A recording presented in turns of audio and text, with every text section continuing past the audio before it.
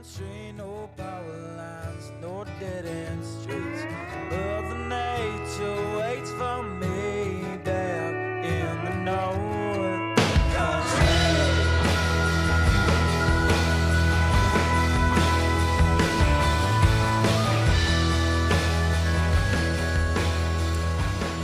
Hey everybody, thanks for coming along on another Northwoods Ramble. I'm Seeley Dave, your Hyperborn reporter, coming to you once again from my little log cabin office at the base of the Hollywood Hills, just outside bustling downtown Seeley, Wisconsin. Seeley is the final resting place of Sigurd Olsen, famed conservationist and author, and his relatives, the Ernholts, also famous first conservationists in the replanting of forests that were cut down by the lumber jacks back when this was all just cut over land and they started replanting. As I mentioned in a previous show, those guys are all their resting place in the Riverside Cemetery along the Namakagon River, right at the intersection of Highway 63 and 00. Seeley is also home, of course, to the Sawmill Saloon, where you can get absolutely delicious old fashions. The bartenders there will be happy to mix them any way you like: whiskey, brandy, sweet, sour, press.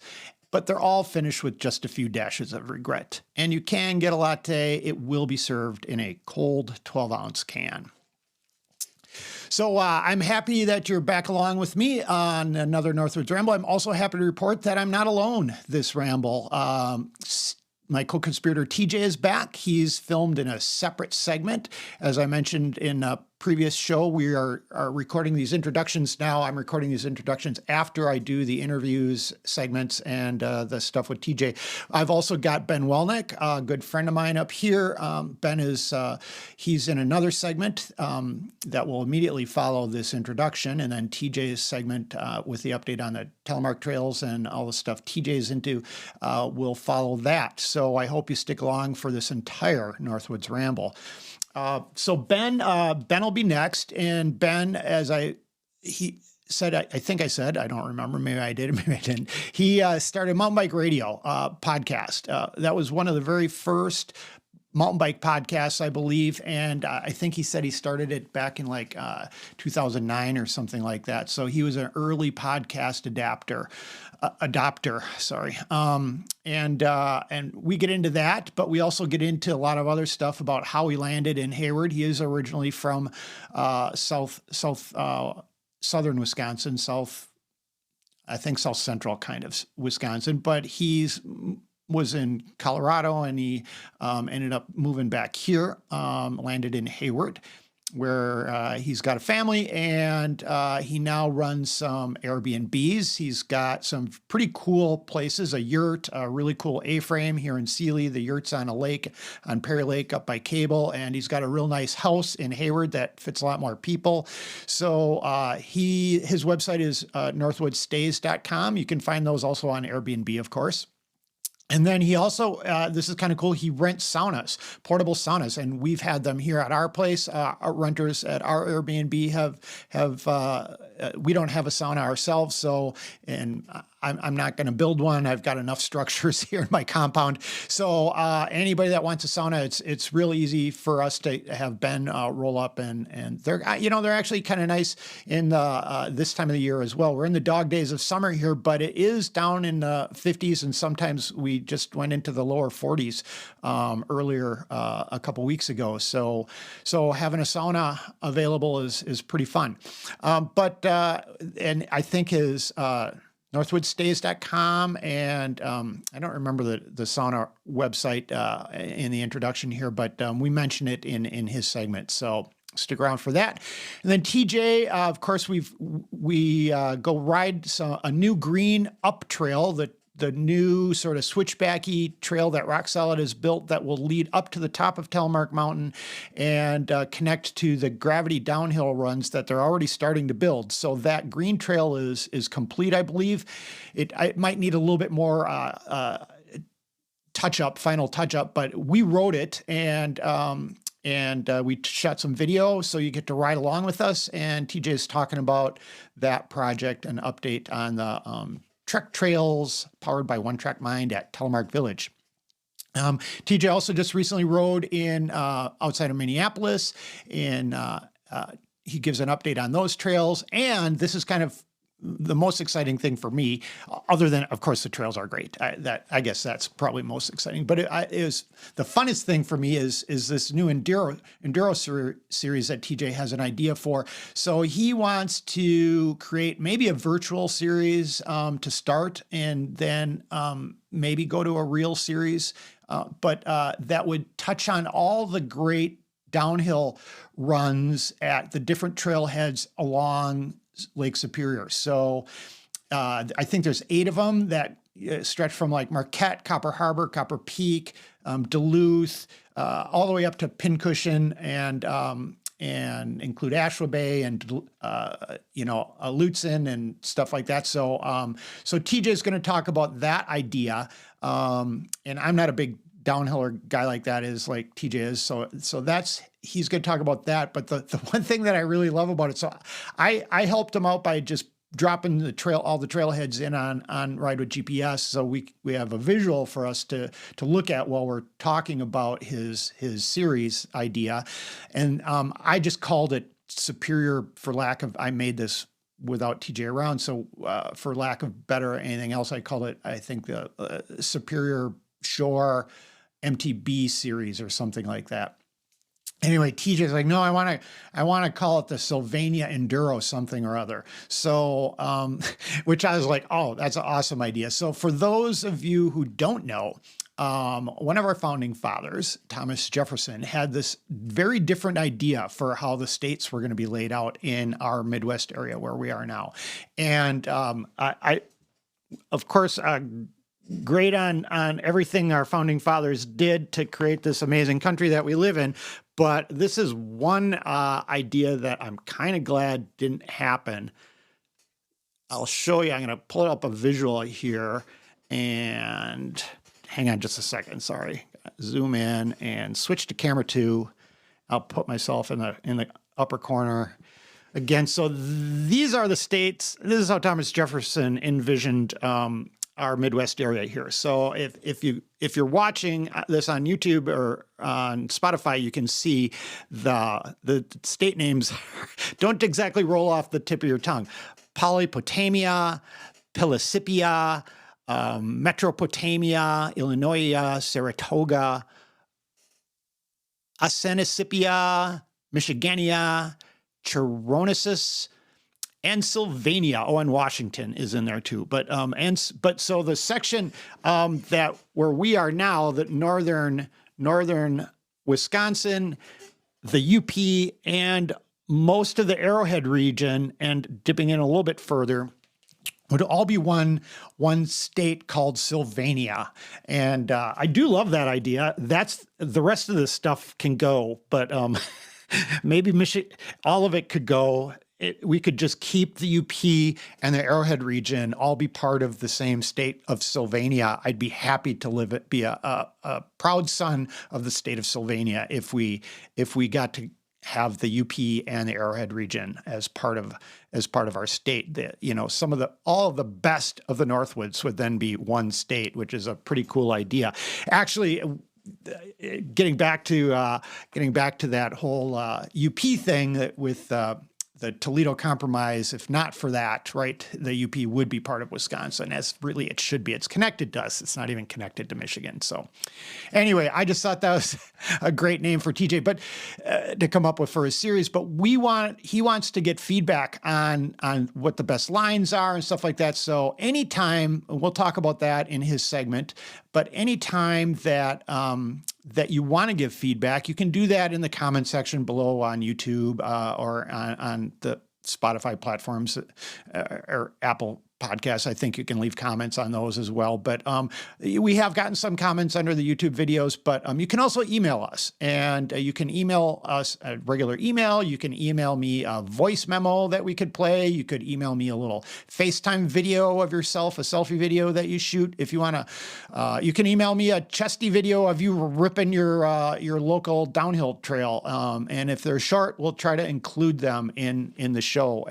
But we want your feedback on this show. and we want you to feel like you're a part of it as well. So you can email us again at upnorth4good@gmail.com. That's upnorth4, good@gmail.com. So FOR, not the number 4. And that I'll get those emails and I'll take any attachments and comments, and we'll try to share them in the next shows. So I'm just going to switch to all right, here. Okay. And then, sorry, multitasking here. So this intro segment is recorded after the other segments with Ben Welnak and with TJ. And so it'll be intro, then interview with Ben, and then TJ's segment will be last. And so I'm hoping that we'll be able to get TJ doing as part of the interviews in the future as well, and give those updates, his trail updates during the interview process, during that one segment. But he's been traveling lately and it just didn't work out. So we've got 3 segments this time. I think it's just going to be 2 segments going forward. We'll see. This Northwoods Ramble is a work in progress here. So, I do want to let you know who's coming up on the show. So we've got a couple other future guests that we know about already. I haven't recorded these yet, but they've agreed to be on. So one of them is Joe V's coming back, Joe Vadabancourt, and he's coming back the end of July. And when Aaron Rodgers from Rock Solid is going to be in town, and I believe Tracy Paradise from One Track Mind, OTM, is going to be here as well. So TJ and I were chatting about trying to record that segment maybe out at the Telemark Trails with all those folks at once, rather than here in the little log cabin studio. We won't all fit. But that would be kind of fun to have those guys on the show. And it's Aaron Rodgers from Rock Solid, not Aaron Rodgers, the football player, of course. And then I also want to get Trudy on the show, Trudy from Tilly's Pies. Trudy is worthy of being a guest on the podcast all on her own. She was one of the very first female soigneurs in the pro peloton in Europe. I think it was her and 2 other people at the time were the only female soigneurs. She was part of the 7-Eleven team that went and raced in Europe, the first American team, the year that we had 10 riders in the Tour de France. I think there are 6 this year. Fun to watch tour this year. But so we'll have Trudy on the show. And we may even record that, see if we can do that up at Tilly's Pies, the amazing pie shop she runs in Cable right next to Rivers Eatery. But another reason to have Trudy on is she's helping to organize the Skunk River Cycling Team reunion here in Cable, which will happen, I think, the first weekend in August. So that Skunk River team, for those of you who aren't old enough to remember, was a 70s, early 80s era team that included luminaries such as Nelson Vales, Andy Hampstead, Greg Demjin, I'm forgetting. There's so many great riders. Jeff Bradley and his sister Jackie. Jeff was on the 7-Eleven team with Tom Schuler, and both Jeff and Tom have places up in Cable. And so anyway, we're going to get them on the show. And I think we'll have some good rambles in the future. And then I want to give just a couple more updates on things that have been going on around here. So we're in the kind of the dog days of summer. It's been pretty dry up here. We have had a little bit of rain, but we're still in a pretty significant drought. The upside of a drought, though, is the mosquitoes are way down. And so bugs are not bad right now. There are some flies and stuff, but depending on where you are, they're worse in some areas than others, the deer flies or black flies, but the bugs are pretty manageable right now. So that's great news. The other updates from up here are the Camba mountain bike clinics just finished up. The men's clinic just finished this last weekend. We had a couple of renters staying at our Airbnb who attended the clinic this time. They said it was absolutely awesome. And the women's clinic was held earlier, and that was up by Ashwa Bay. The men's one was down here in Cable. And so those sell out each year. So if you're interested in improving your skills, whether you're a beginner or an advanced rider, I'd encourage you to sign up for one of those clinics, but sign up early because they do sell out. And we now have, with the new trails that they're building, in addition to Cable Bike Park, to practice if you want to, get better at your jumping skills and things like that. We also have the new Even Flow, and they're building downhill trails as we speak. So next year we'll have, I believe, another blue and a black gravity run to practice those skills and learn those skills. And one of the instructors, TJ said, that they had this year was Casey Kruger, who lives up by Copper Harbor, and he's probably one of the best downhillers in the upper Midwest. He's really talented and rider. So whether you're a beginner or an advanced or intermediate rider that wants to hone your skills, I think Casey would be an ideal instructor to help you get better at that stuff. That training just happened. Those clinics happened, and now the Berkey Trail Kids are going on. TJ manages that. That's teaching younger kids how to ride, and those are 2 days a week. And I don't remember how long they run. It runs about a month or something like that, 2 days a week. And TJ said he's got a couple little sisters, a 9 and 11-year-old, that are both really rippers now. When they first started, they really didn't know much about mountain biking. Now they're total rippers. So you've got those. And then the Cambit, it's got a youth program as well that I believe is running right now. You can find that on cambatrails.org. They have, I think, a summer adventure camp that they teach kids mountain biking skills at that. So all these skill sets combined with NICA are really helping to improve rider skills. All these classes are really helping to improve rider skills in the area and grow future riders. Both whether you just want your kids to learn a lifelong skill of mountain biking that they can enjoy and help them be outside more, or if maybe we're going to identify the next great new talent, the next Sepp Kuss, maybe the next pro Peloton guy or gal that we see racing the Tour de France will come from Cable Hayward area because of all the youth development programs that we've got right now. A bunch of those racers in the Tour, like Sepp is from Danielson was from Durango. There's I think another racer from the Durango area as well, racing in the Tour. But Durango has had a diva program for a long time that has really helped grow professional cyclists and identify talent. And Ben Welnak and I kind of get into the pluses and minuses of towns like Durango out in Colorado. And do we want Cable Hayward area to become the new Durango? In some ways I do, when it comes to like identifying talent and people moving here for all the great outdoor recreation, hunting, fishing, mountain biking, skiing that we have. But maybe we don't want all of our housing prices to go sky high like they did in Durango. I love Durango. It's one of my favorite mountain towns. I've got a bunch of good friends there. There's a bunch of Wisconsin people living in Durango, and I think we get into a little Durango chat with TJ as well, coincidentally. Funny, but anyway, I think that's all I've got for my update on Life Above 8 right now, and our introduction is about over. So I'm going to move us on to Ben Welnak in the next segment of our Northwoods Ramble, and TJ will close out the show with me. So I hope you stick around and hang around for the rest of our Northwoods Ramble. Thanks for coming. Into this. All right.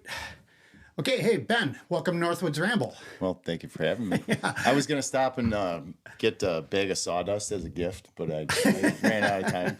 Just because you have the Seeley amateur logging the thing. Recreational Chainsawing Club. Yes. So funny on that, I got an order of 4 of those from somebody in Iowa, and it turns out they're guys that come up for the Hungry Bear. Oh, okay. But one of them is Jason McCartney, former I think Jelly Belly, CSC, Radio Shack. Yeah, so he just comes up for 2-time Olympian. Now he's got a tree service called Bikes and Trees down in Corville, Iowa. Okay. And those guys come up and do the Hungry Bear, I guess, and they wanted chainsaw shirts.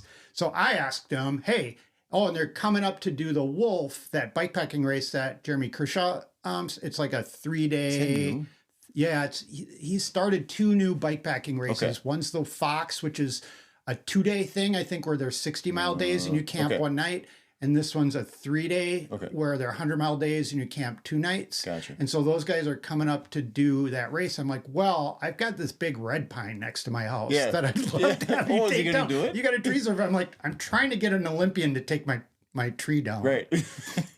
which brings me back to kind of like where we live here in Cable, Hayward, Seeley area, where I know where 2 yellow jerseys are in garages from the Tour de France. And like, I'm like, if we could get Jason McCartney to move up here, we need more. The reason why I'm asking him, because I can't get any of the Sawyers up here to take my tree down because they're all so busy. So I'm like, God, Jason, you should move up here. There's lots of work. Tom Schuler just bought a place up on Cable Sunset next to Jeff Bradley, both former 7-Eleven guys.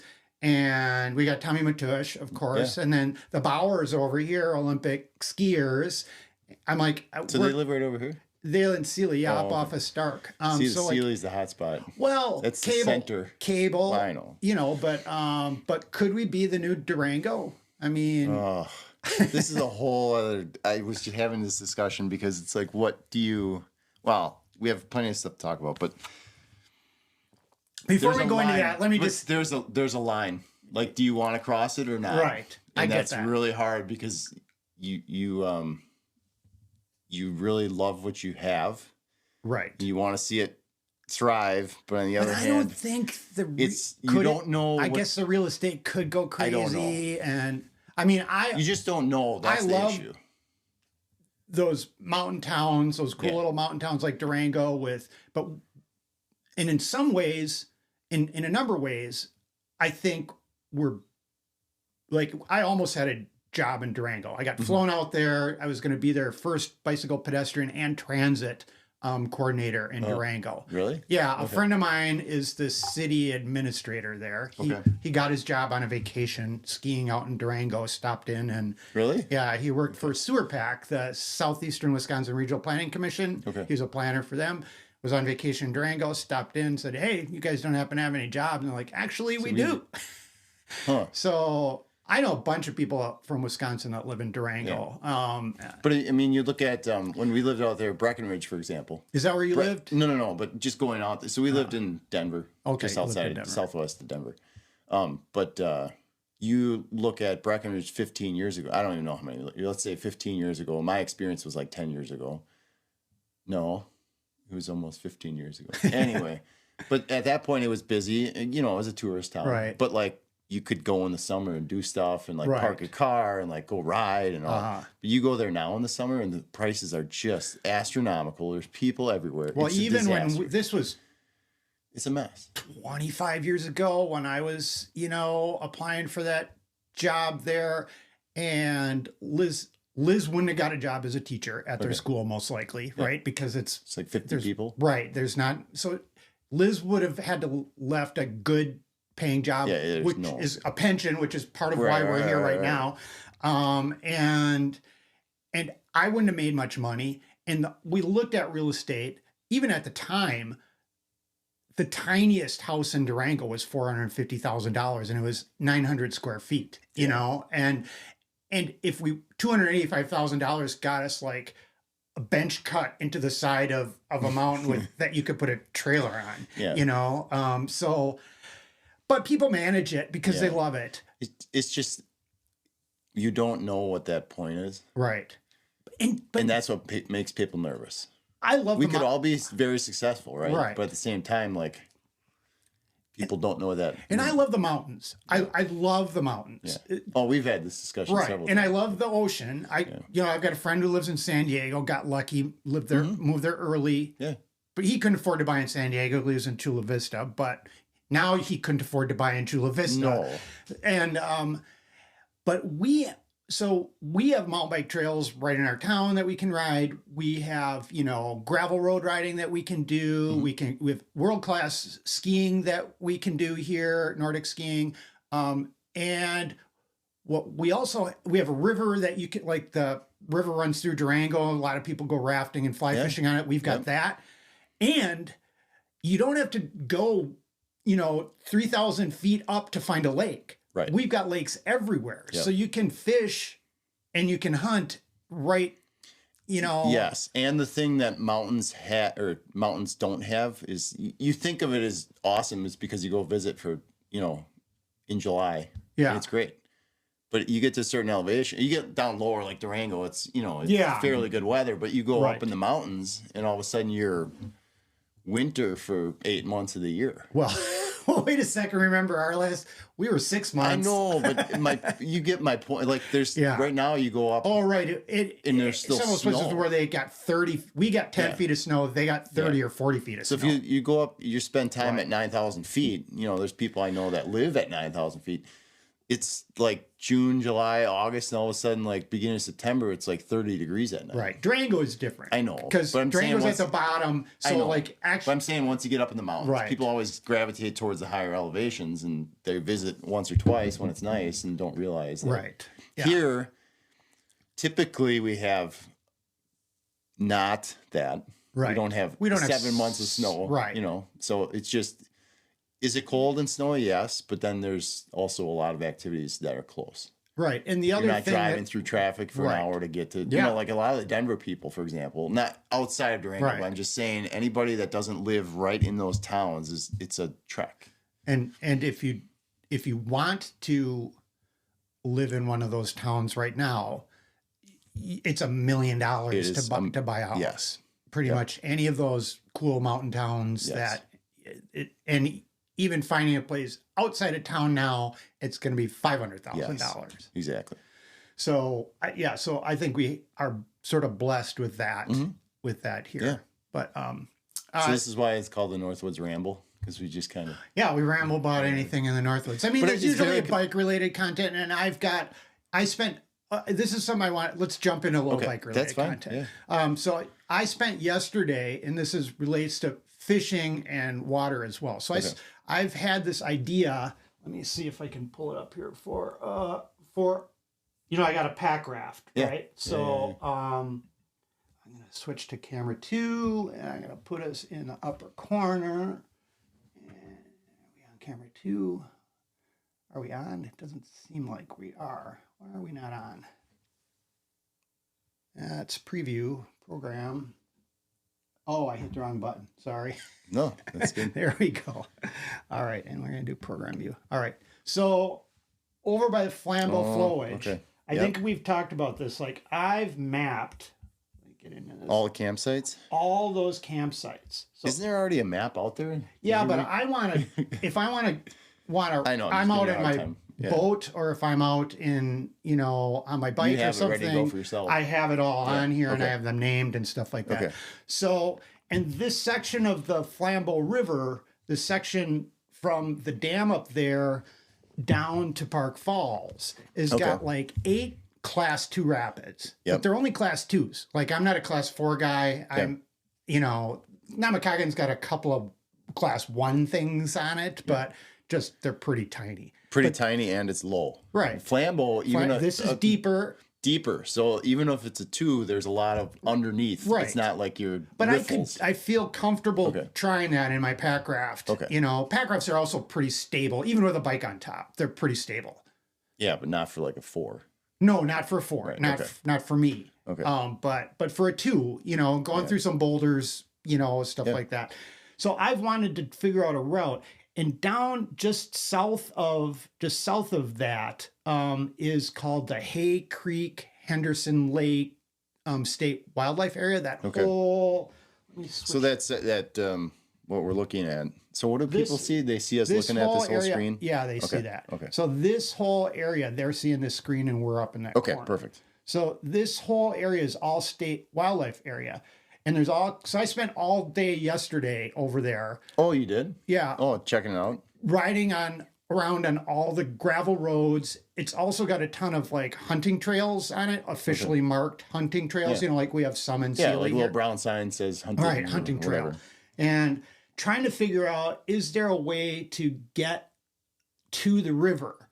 And so up in that northern section, if I switch to, let me switch to this to hybrid. let me zoom in.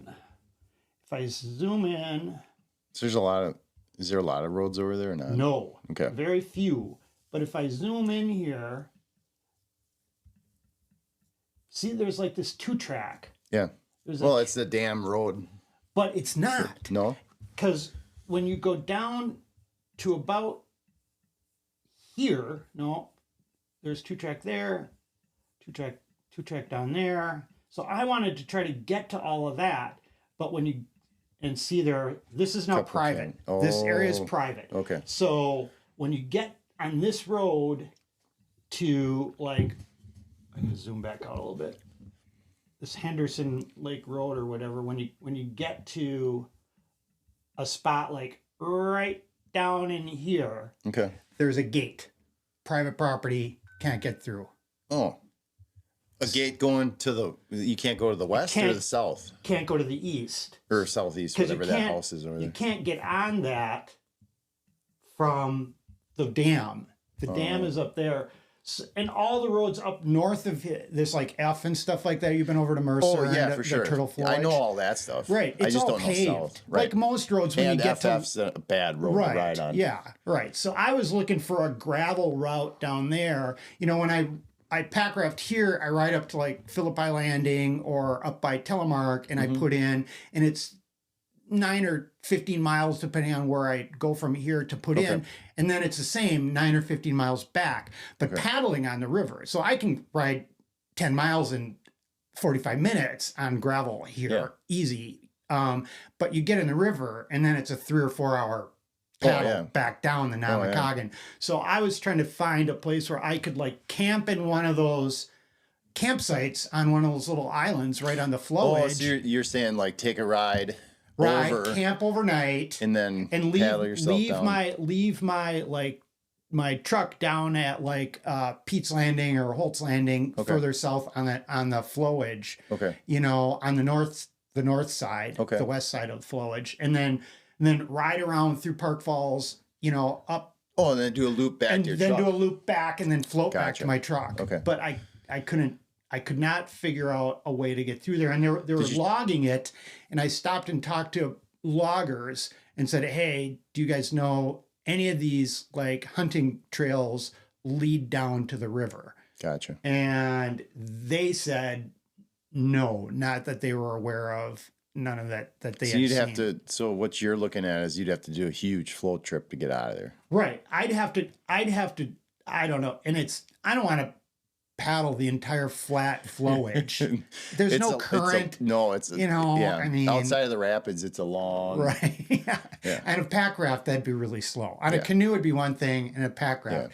So I'm at this point. Why don't you go to the north side and paddle into the flowage so like the Turtle River up here.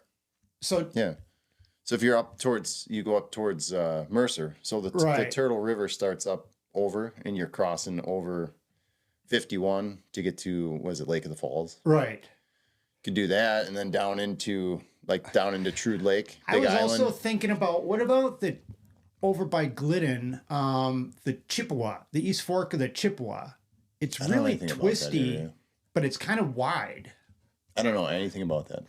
All right. Well, anyway, that's what my bike. Gotcha. So I think my next bike packing trip that I'm going to do is a friend of mine over in Wausau, Shane, took, when I was originally researching my waterfall route, which is like 400 miles, 380 miles.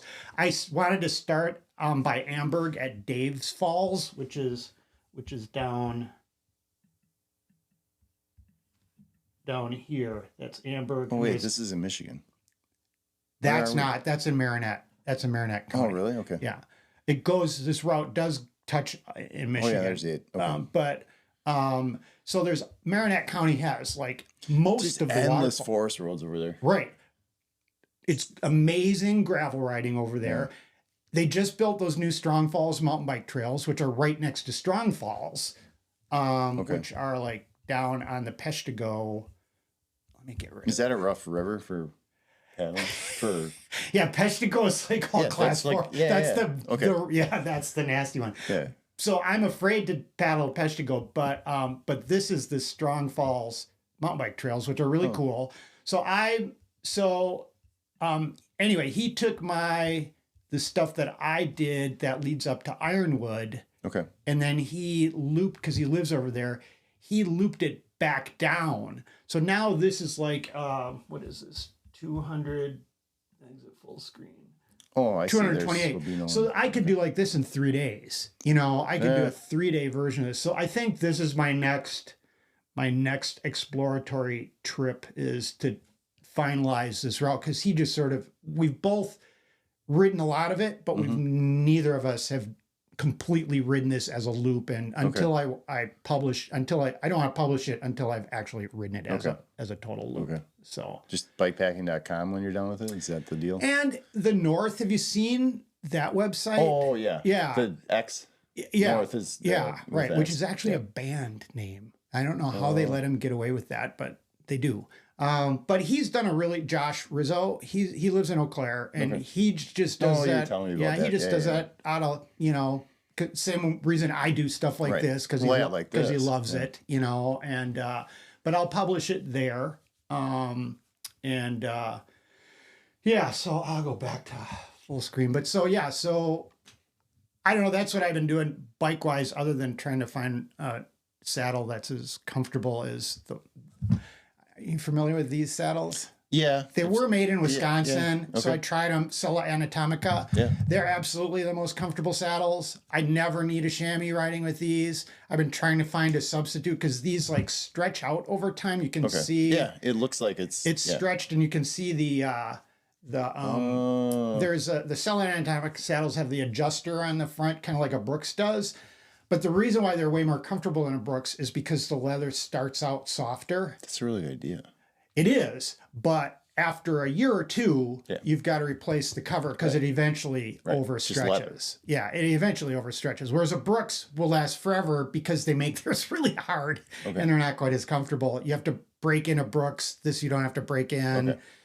So they're amazing, but I've been trying to find, and Liz likes them too for her bike. So I've been trying all these different saddles, but this is rough. Yeah. No, I tried it. It's not against, right. Grips, but the saddle is not good. You don't for need me. that. It's a comfortable saddle except for that. And then I'm a big WTB guy. Yeah, we have a Coda 140, like a wider WTB Coda. Yeah. That's pretty good. And then this one's a women's specific one that I got from New Moon, that I'm going to have her try and see about that. It's very similar to this, it seems. Yeah, it is. And she didn't like this, though, probably because a little softer, but it's like the same cut. Yeah. So we'll see. But anyway, that's just it seems like it would be good. It just was not. I know. Just like a hammer. Right. Seriously. The only other thing that I'm super happy about, mountain bike and gravel wise, that I've upgraded is I had a dropper post. I love those P&W dropper posts. They're they're relatively inexpensive. Mm-hmm. Both my thumbs are sprained, so I have issues with pressing. What did you do? Handlebar. I hit a pothole in Milwaukee 5 years ago, and it still has problem. You still have problems. The solution to sprained thumbs is to put your hands in a cast for 6 to 8 weeks, so you can't use your thumbs. And I've just that's fine. Right. So I've just been living with it, but so the P&W, it's quick, drop easy, no pressure. But one of them broke, and so I was having it repaired, and they had a sale on another one that's got suspension in it. So, and they're not expensive dropper posts. Okay. So I tried it, and it's awesome. Oh, is it? Suspension for my gravel bike it's just not a lot, it's just a little. So that P&W Coast suspension dropper post, it is a new happy place for me. Especially also I broke 3 vertebrae a couple years ago. Hey, doing what? Evicting flying squirrels from my. Oh, you did that then? Yeah. Oh, yeah. So my back is. Do you still have flying squirrels? No, they have been evicted. Okay. I mean, it is still a constant battle with like mice and chipmunks and stuff like that. But the flying squirrels are tough because they only come out for like an hour or two each night, and they can go in holes like that small. Yeah. They're like bats. They're crazy. They're crazy little critters. Yeah, oh, absolutely. I'm just sitting in a tree stand. When I don't even remember when it was. One of the first times we were here, because we lived here 7 years now, and I was up in a tree stand, and all of a sudden you just hear like, and another one. What the hell is that? And it's a. So I guess if you put a black, I guess they glow. They phosphoresce under black lights. Really? Yeah. I know their eyes are crazy. Yeah. They look at you just. They're super cute. So they're awesome. They're just super fast. Right. So I trapped those. Yeah. And I think I got them all out. And so I also found out you have to move them 20 miles because they can find their way back, and they can fly. So they can make they glide a long way. They can go far, so they can make distance. So if you just move them 10 miles, really, they'll come back. But I got them all out, and then I climbed up there and I used metal to the corners. You fell doing there or something? I fell actually on a lower spot. I don't remember that. I was not being careful. Okay. I wasn't being careful. 3 ladders on a jack stand or something. It's like all the YouTube videos. Like that was my style. Dude on a jack with a hand, like the ladder on a jack. Right. Yeah. Yeah. So you've lived here 8 years? I think this is our 7th summer. 7th summer. Yeah. Okay. Yeah. 2017. So 17, how did 18, you 19, how did you end up here? 7th summer. So we're both Amy and I. Amy's my wife. We were both from Wisconsin, and we got married in 2008, and we moved. So we moved out to Colorado, bought a house, just because we wanted to leave. In Denver? Yep. So we left 2008, bought a house, lived there for, I don't know, it was like six and a half years or something like that. And then she worked for an accounting firm in Denver that had a bunch of oil and gas clients up in the Bakken, which is up in western North Dakota. And so she opened up an office up in Watford City. And then we moved up there, and that led to a job that she got an offer at one of her clients that she was working with up in Williston. So we moved up there for another, I think, year and a half, 2 years maybe. And then we wanted to get back. Our oldest kid is our son was going to be going to kindergarten. And we wanted to get back. Oh, like we were kind of already looking in Colorado. We were kind of already looking at like how we're going to get back to all our, her family's, my family's southeastern Wisconsin, her family's Green Bay area. Mm-hmm. So we were looking at how to get back, and like that first step was that North Dakota job, right? That got us out of there. And the next step was, all right, we got to start looking. And you were doing mountain bike radio. And I started that in 2008. Oh. 9, 10. So that's about the same time. 2010. That's about the same time that this was all happening. I lie. Our son was just born, so he's 11. It was like 2011. 2009, 10 is when we were doing. So you remember XXC magazine? Yeah. So Jason Mahokey had XXC. We started doing a podcast in like 2009, 10. And that was when you had to like upload it to iTunes. Right. And I know you were an early podcast adopter. Really, it was really funny. But yeah, so I lie. I started actual mountain bike radio started in like 2011, 12, something like that. Okay. But yeah, so we ended up here because it was Scott Chapin actually is like, hey, you just check this stuff out, because I got to know him through mountain biking stuff. Oh. And then I met him with some other guys up Cuyuna, and got to talking. Like, hey, I'm thinking about moving. We're thinking about moving. He's like, well, you ever think of small town? Because we were looking at. I've lived in Madison. We met. Amy and I both went to UW La Crosse. We were looking at Duluth, Superior area. She's from Green Bay. I've lived in Madison. We lived in De Pere together. I'm from southeastern Wisconsin. Right. So you start looking at all these different towns, like, mid-size, even like Wausau or La Crosse or all this stuff. And it's like, then you have to pick, you kind of have to pick, school districts, and you have to pick a nice area. Right. You don't want to drive on the freeway. You don't want to do all that stuff. I'm from a small town. I'm like, you can always go bigger. You can always move away, go to a big city, but to have the small town, like to learn what that's like and not waste all your time. Like we can go back and forth to the baseball field by our house and go practice 6 times a day, and it takes us 15 minutes total. Yes. Whereas you get to a big city and it's like, all right, I got to take you over there. It's gonna be half an hour. I got to get the oil change. So now you're 3 hours in between all the stuff. Right. It's not the same. You miss out on a lot of stuff. So anyway, so we ended up moving here and bought a house right away, and that's it. Cool. So I'm not leaving. So I always tell Amy, I'm like, you can, but I'm not. So although after this winter, I'm close to finding something to do in the winter that's not here. If we have another one like that, we will be buying a place somewhere in southwestern Wisconsin, because I'm not going to do that every year. Well, somebody's going to have to shovel. Well, I'm going to pay. A-frame they won't have to shovel. But... I don't care. We'll figure that out, but I'm not doing that again. Yeah, so. For listeners that don't know, we had our 60th anniversary. It's like 300. Our 60th birthday party.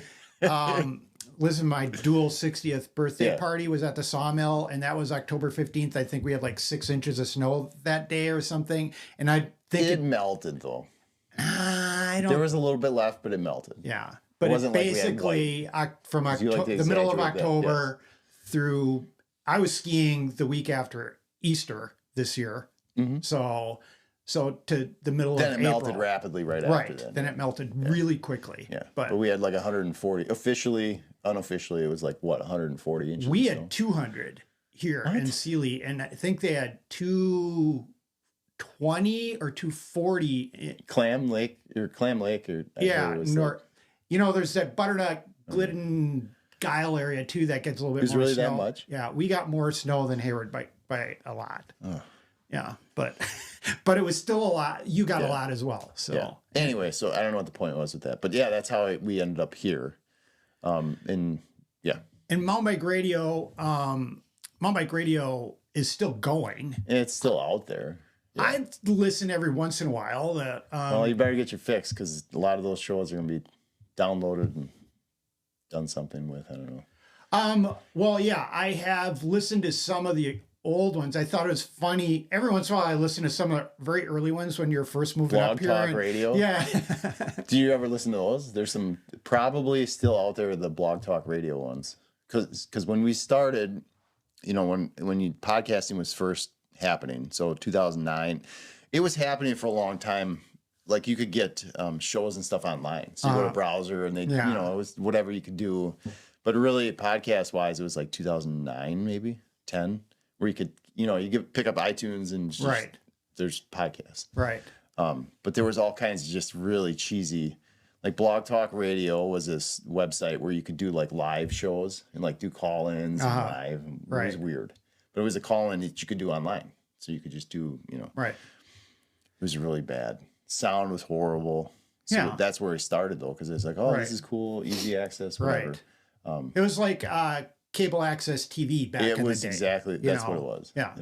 And so some of the shows were bad, like some of those early cable access ones, and other ones are kind of gems, Yeah. So. But yeah, that's how it started, was that. And then, I don't know how long I went on that, but anyway. So and you just quit doing it basically just because you moved here, your kids are at age where you're coaching and doing stuff like that. And then you've got some Airbnbs that you, that take up all your time. Yeah, started doing other stuff that like people would thank you for paying you instead of like me begging them.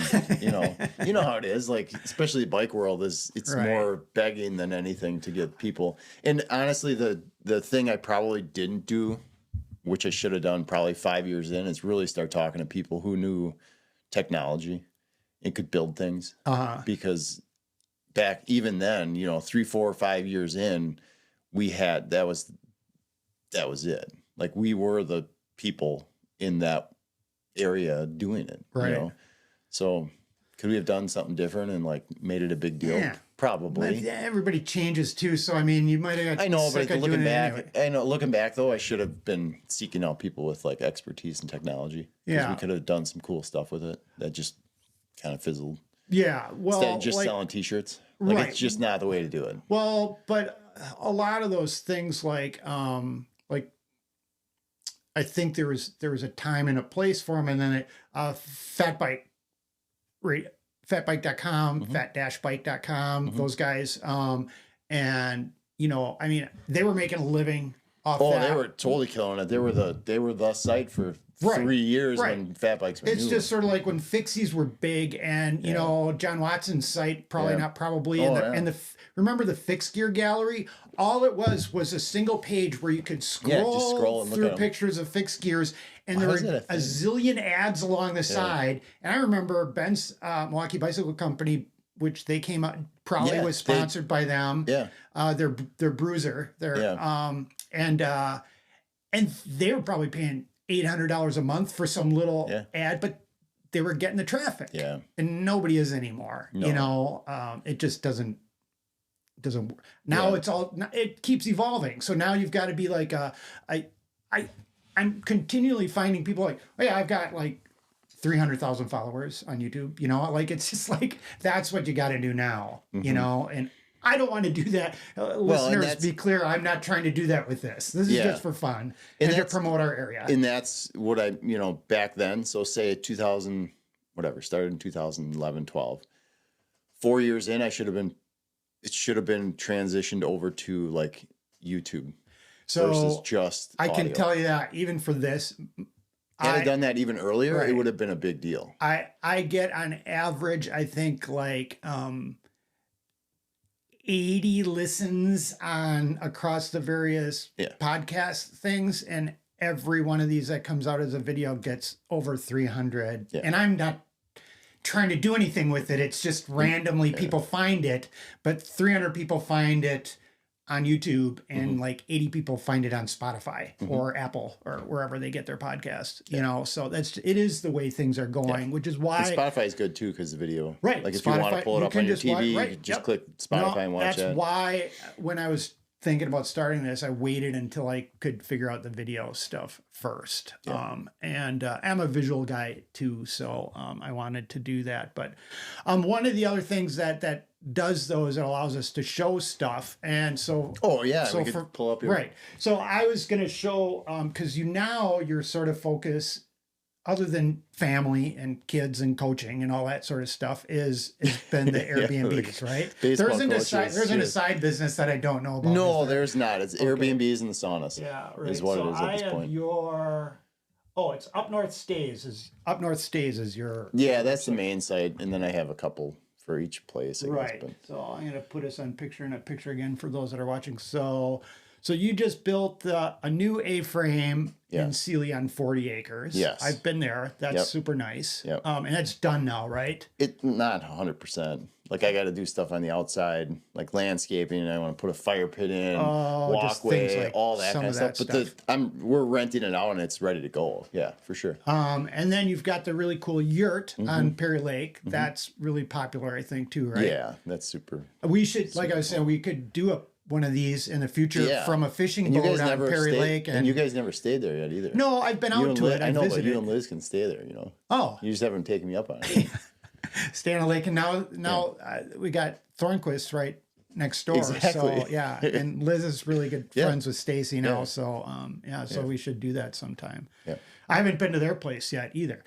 So no, I've been in their place twice because we put an offer on it and they beat us out. That's how we ended up with the yurt, which coincidentally was Kent and Elaine Adams. He was one of the guys that I told you I met with a group at Cuyuna. Yeah, one of the real early Kemah guys. He was, but I met those guys because I put the Fat Bike Frozen 40 on for several years. You did? Yeah. Well, I didn't know that was you. So the Fat Bike Frozen 40 in Elm Creek. Kruger? No. Fat Bike Frozen 40 in Elm Creek. Oh, okay. A guy started, we're rambling here. Yeah, that's right. We're on the Northwoods Ramble. It started, a guy in Minneapolis started it. Like a guy with, he Not didn't Tim really Kruger. No, he didn't really have much bike experience. He just there was a race at Carver, I think it was, and then there wasn't a lot of options. This was back when fatbike.com just kind of got cooking. Fat bikes were hot, whatever. Yeah. So he started it. I was one of the guys who started the 22 cycles that out in Colorado. Anyway, 4 of us started a bike company, and we had one of our first bikes was a fat bike, titanium fat bike, which at the time was like nobody was, you could go Black Sheep and spend $5,000 on a frame, right? Anyway, so we were scavenging, I was scavenging everywhere to find like something to get involved with or sponsor or whatever. And I found this race in Minnesota at the Elm Creek Park, and I thought, oh, this is great. We'll drive out, take some bikes, whatever it is, because I'm from this, around. All right. And that turned into Brad, who had started it, Brad Boyd, and I. That second year, we worked really well together. And then after that, it was like, all right, we're both doing this. And then he was done, so I took it, did it for, I don't even know, 4 years. And somehow this is leading us back to Cuyuna and Kent Adams. Because then we were still living in Colorado. So to make a trip out here, I just made it a whole week thing. And I came out, whatever, and I told Scott's like, hey, a group of us are going to Cuyuna to ride. So I'm like, all right, I'll join you, see what's up.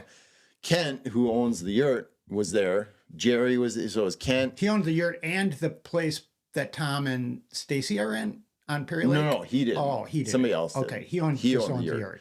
But it was Kent and Jerry and Scott. Right? Yep. Yeah, and they are biking my Valhalla Beach Party route on fat bikes right now, actually. Oh, really? Kent Adams and Jerry and somebody else, Anyway, so those guys were there, and that led into just knowing Kent. And then Kent was a client of my wife's bookkeeping business for like a year because he had a bunch of stuff going on. Right.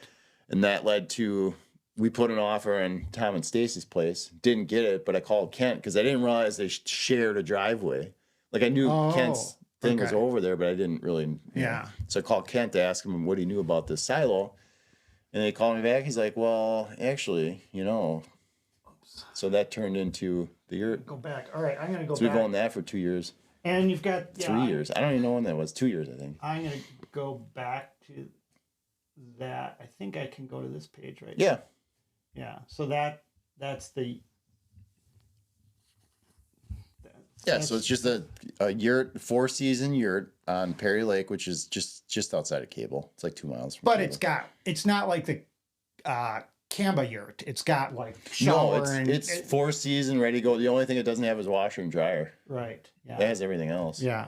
So you've got that. You've got the A-frame. You've got the cute little house in Cable, little cabin that I've stayed at there. That's really awesome. Then you've got a bigger. Oh, yeah, you stayed at that. Yeah, I did a couple of times. I forgot about that. And back when I was up here visiting all the time. Yeah, back when I was just up here visiting all the time. And it's been like 5 years already. 4 years. How long have you lived here? We're going on our third winter. Yeah, but it was like 4 or 5 years ago you stayed at that place. Okay. But, I used to stop in at the sawmill and people would be like, Dave, where do you live? Where's your cabin up here anyway? I'm like, no, I'm just here a lot. Staying at the lodge. I'm just here a lot. But now I actually do live here. So, then the place in Hayward. Right. Then a full-on house in Hayward, which is actually if you're like doing the Berkey or something like that, or you're coming for lumberjack, it's great to be in Hayward. Oh, it's awesome. There's like people in Cable that like never leave Cable, right? They're like, you're going Hayward? to Hayward. And then there's people in Seeley that don't like to go to Hayward either. But for most people coming to visit up here, Hayward is kind of like an essential stop. Yeah. And it's a cute town. You can be like, oh, it's Hayward, but you're going to Hayward to get your stuff. And we're talking about people who don't leave towns of like. Ours is unincorporated, so if you refuse, if Seeley's the biggest town, or even Cable, the biggest town you're gonna deal with, then, I mean, Hayward is cute and has all kinds of great things in it. And like our place is, you can walk. So we have golfers. Yeah. So just walk down the road. That way they can go drink after. You can have 3 beers afterward and just walk home. And I'll put these in the show notes again, but just I'll say it again. It's upnorthstays.com. And then you also have the saunas, which is you rent saunas. We've had guests rent them here. And that was funny because she was asking. This lady asked me or sent me a message, and she's like, "Oh yeah, it's in Seeley." It's right over in Seeley. So like, Seeley. I don't know. I know Airbnb like not far out of Seeley. I don't think I've ever shown the people why haven't you shown yours? because I'm not trying to make money doing this thing. And our but rental you is, have to, like, it's at booked, least... it's booked every weekend anyway. You so know what I you're just mean? like, I'm too good to advertise or what? Liz does want to switch this next year to try to like really try to only get silent sports people, not just because they're easier for us to deal with. They don't, you know, I mean, instead of having, it's 18 other questions about stuff we don't really know about. Yes. Whereas like you want to go mountain biking or skiing somewhere, we can tell you how to do that. Yeah. The rest of the stuff. And there is a thing is you have other people here, like down the road. Right. So if you have ATVs buzzing in and out, it might get kind of annoying. Yeah. That's all. Yeah. I've had great guests from ATV and snowmobiling. It's just, if you have other people, it might be a little. The ones that we actually really don't like are people that come up here and they stay the entire weekend and they never leave. And I don't know what they're doing in there. We had one that we actually thought, they haven't come out in 2 days. Like, was this a murder, a family murder, suicide? Right. Like, I would go in the lower, in the garage below and like just kind of listen, and I couldn't hear any noise they were making all weekend. The other thing that tips me off is if they're like, hey, we're coming to the area, what is there to do? Right. If you haven't done any research, so we're just like, it's super easy if you get mountain bikers and skiers, just because we just know everything. Yeah. You know, I know where a lot of the ATV trails go and snowmobile trails, because Route 31. I ride them. 8 is right behind. Or 8 is 8. Because I ride them, you know, but on my fat bike in the winter and, you know, gravel bike and stuff, but it's easier. But so no, that they rented that. Our renters rented from you. So northwoodssauna.com. You can put that in the notes too. But I don't know. I started it because I wanted to. I built that little barrel sauna at the yurt, and we were sitting in there like, how can we get a cheap way to like do another one without committing to like another sauna? And that turned into searching like what's out there, and all of a sudden this whole world of like rental saunas was out there, and I'm like, well, worst case, I can just have one at each one of your places, and it's just another amenity. The trailer, or use it ourselves. Like we use that one in our the summer. It's an education thing, and I haven't even pushed it. But as soon as it gets cold, like I'm already booking, September. Oh yeah, like, okay. But people ask us about them. The people that sits in our driveway. I'm not going to build one. If they want one here, I just have them contact we can figure it. Yeah, I don't want to build one. Well, no, you figure it out, because we can work it.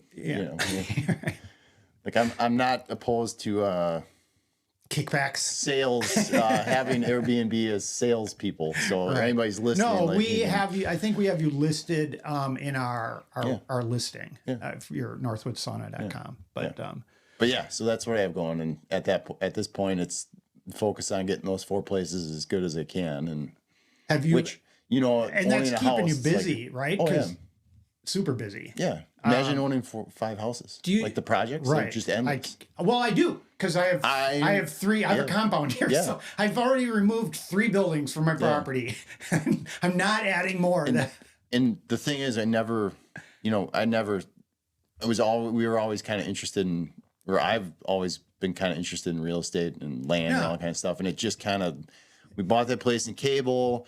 And then, you move out of your other house because we needed more room instead of remodeling. And then it's like one thing leads to another. And all of a sudden it's like, well, now you got a little rental business. We could sell it, or, it all started. And you still could. Yes. And it all started because we left Denver and kept that house and had long-term renters. So I had 5 years of experience renting this out and having the backing of, once you have a place already, you kind of have, equity-wise and cap, like, you have the flexibility to make some more and that decisions. Increased in a lot in value, and so when you got to sell that, then that allowed you to purchase. You got super lucky.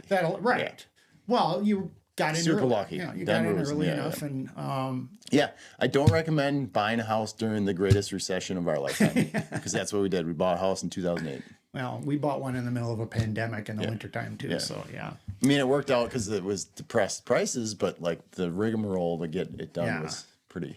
So with all of the stuff between coaching, the rentals, your own house that you've got to maintain. It's always the last. I was out yesterday working on because we have a tournament next week in Hayward. So it's our first one in years. We were working on one of the fields. I spent 2 hours on that field working on it, and I didn't do anything at our own house. Right. So there's that. Right. I know. So I'm asking, this is all leading up to, we were talking about like maybe doing another one of these things where we talk again, but maybe doing it from a fishing boat in Fairy Lake with my Insta360 camera and 2 wireless mics or something like that. Have you been fishing yet I have a this different year? lake for you to do that. Chippenazi? We can't. It's a local lake. Oh, okay. Lake X. Oh, but have you been fishing yet this year? Yeah, a few times. I haven't. Like 4 times. I haven't. But guess 5 times. Guess who in a boat? 5 Guess times. who is our most avid? Your dog. Oh, I sent you that. Yeah, I'm gonna share that. Cowboys. That's impressive. So did you see the? I'm gonna share that with our. Have you seen Voyagers? National Park has a wolf project, where they have video cameras all over. I think it's Voyagers. But they have a wolf project, and the researchers the last year have documented wolves fishing.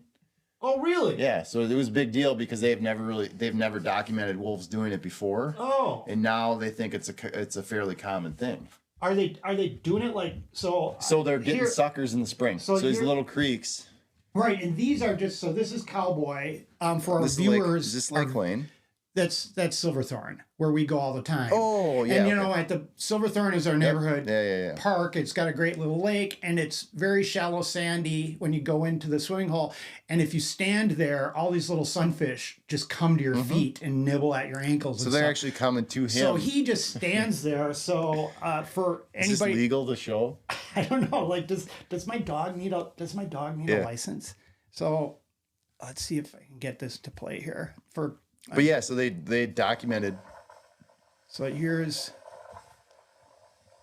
Cowboy. He goes under. That's crazy. And then he gets water in his ears, and he doesn't like it. So whatever he's got in his mouth, when he shakes his head to get the water out of his ears, always ends up flying out of his mouth. And that was a fish. What was that? Was it a frog or a fish? I don't know. I couldn't see it very well because I was videotaping at the time. But Gotcha. he either catches like the little sunfish, or if he doesn't get one, he gets frustrated and he comes up with a cone, a pine cone, or a stick, or because it looked almost like a frog too. Yeah. But so the wolves. That's kind of the way the wolves. So what they do is in the small creeks in the spring. And the suckers, like they're getting up to spots. Yeah, and this is shallow. He can see him. He stands there. He can see him come to his ankles. So it looks like Liz is back with our dogs. Oh, yeah. So, and you got something to do. No, I got my phone. So, but yeah. So what else? Anyway, thanks for coming on the Northwoods Ramble. And we could, like I said, let's. Well, we're gonna do a few more. I'll do whatever. All right, let's do some more. So we'll do some more. Yeah, so, and TJ's gonna come back and we're gonna do a separate. Normally, TJ's been gone. His I don't know if you know, like his Beth's mom died. You were telling me about that. So he's had to go out of town and stuff like that. So he's been sort of busy, but he wants to do. So he and I think are gonna go up to the new trails at Telemark. Gotcha. And do something there later. He's doing the Berkey Kids thing right now. So I got a question for you. Yeah. Is this what you thought it was going to be when you started doing the Northwoods Ramble? Not quite yet. Okay. So this is a work in progress. I'm getting better at the tech stuff. Okay. I'm getting a little bit better at like being on camera and stuff. I had in mind a little bit more Prairie Home Companion style. Okay. So it's hard to make that though. I know, and that's very scripted. And I don't have a guy over there doing sound effects, and and Garrison Keeler is actually reading off notes when he says all that stuff. So, and I'm trying to do it without doing that much. But I would like to add, I would like to have people that visit up here all the time get excited about this because it reminds. So I'm gonna also add another section where I talk about just like what's going on in the woods right now. You know, who's catching what butterflies and flowers are out, things like that, and give people a feel of what's going on. Hunting season. Or you have certain people who chime in. But I'd also love hey Dave, here's my Payson, 5 minutes. You know, on the Adventure Stash, Payson's the pro mountain bike racer Payson. He after every one of those Lifetime Grand Prix or big events, he has people call in and leave a voice memo. He doesn't do video. Okay. And I was thinking if people wanted to do email me little selfies of them, like, hey Dave, I just finish your Hungry Bear race, or I just did a race down here, but I'm thinking about coming up to, or this is me when I visited the last time, and I can just plug it in. So I'd like to do that. And I've also eventually would like to do them at the Sawmill Saloon in the back in the theater live. And maybe have like Nathan Rondo play a couple songs. People could just get up and say something from the audience if they wanted to.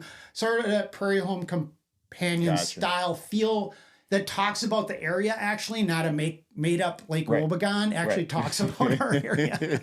Yeah. So that's where I'd like it to go eventually. Okay. We'll see if that happens. But anyway. Okay. Let's let Liz come back in the house. Let's let the dogs back in the house. Sounds good. All right. Thanks for coming along, Ben. Yes. All right. I can add. All right.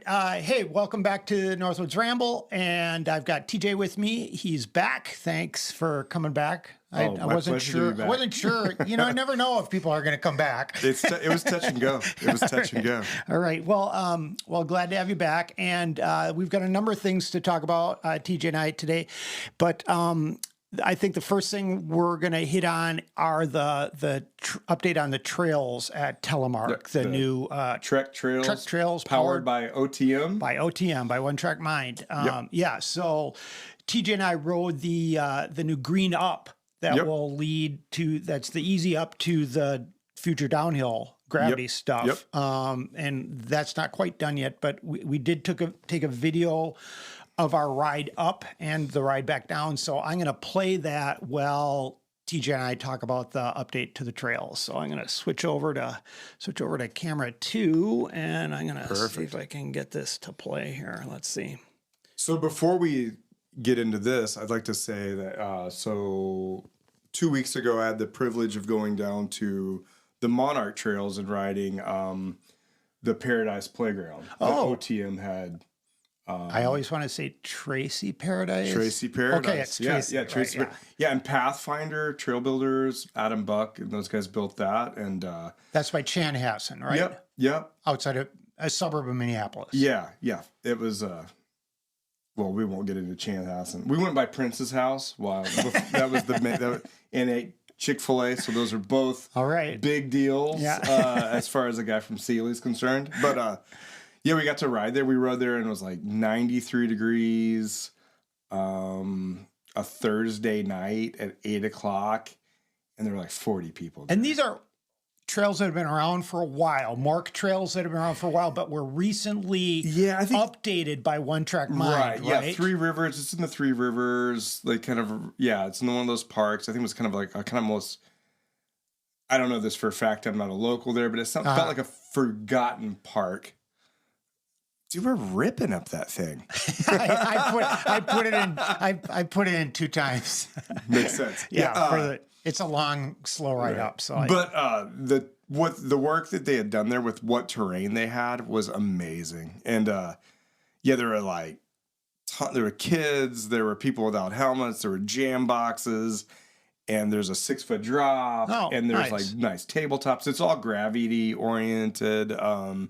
There's some weird, like wood features and stuff. And I don't know if it's because I am good friends with Scott King and he builds such good wood features, but you didn't like cut that shit out. Yeah. Like, no one needs that. Come on. And then there was like a uphill trail that they spent a lot of time building. But everybody was like shortcutting it. Oh, there's a goat trail that everybody takes. Goat trail. So now we're back to the uphill trail segment of Telemark. And there's not going to be a good goat trail. And if anybody's tried to ride straight up the face of the hill, you can do it. But my bike, I need longer stem or something for my handlebars because it gets so steep towards the top that. No, and there's even the Cadillac, what we call the Cadillac Road, I guess, which is like the easiest up, and it's still like, this is much better. This is actually fun. No, I didn't have any trouble. There was one. But Dave, you're not going to have any. You can ride your bike. There was one switchback at the start that I thought that was a little tight. But as I think I mentioned, like that's a skill set that we don't have to ride switchbacks very much here in the Midwest. Right. So at least we haven't around in Wisconsin. Right. But I think it's an easy skill to learn. Yeah, and the other ones weren't. They were pretty easy. No, and if it's we'll get the general consensus from people too. And if it's too tight, we'll just widen it out. Yeah, we'll put some material in there and make it bigger.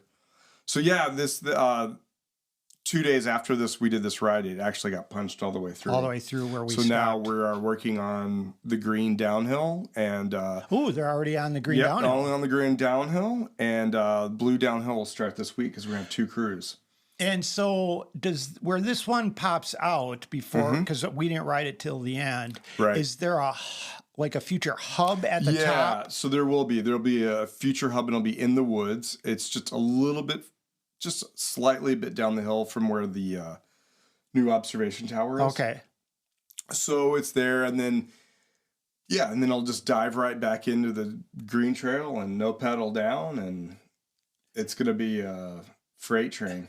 And, but there'll also be blue and black done. Yeah, the blue and the black will be from a little bit further up. I'm not sure if we're going to get that trail connector in this year, but you can definitely take the ridge that's obvious, the ski trail up to the top. Oh, okay. And you'll be able to dive into the blue downhill and the black downhill from that area. Well, this is about where we stop, where they were just finishing up on the trail here, and I think we run into one of the Rock Solid guys working here. I'm amazed how fast these guys are building. These guys are true professionals. They're cranking.